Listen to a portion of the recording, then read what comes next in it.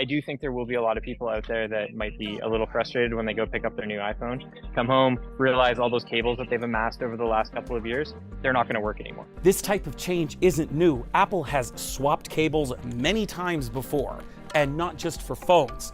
But this time, it wasn't exactly the company's choice.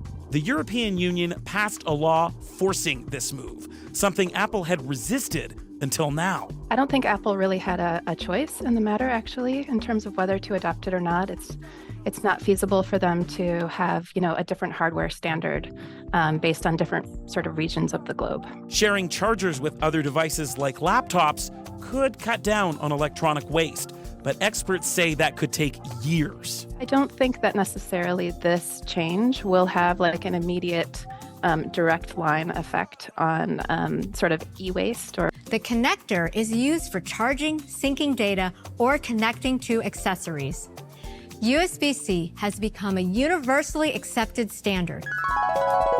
I don't want. This is business. This is my sweat. I know, but I did business. Shut up!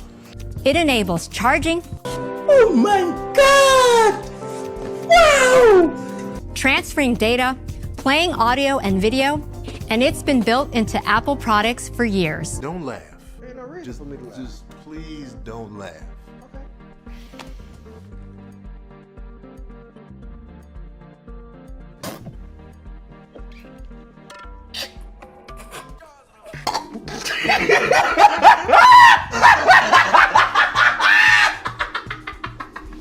That's iPhone 15.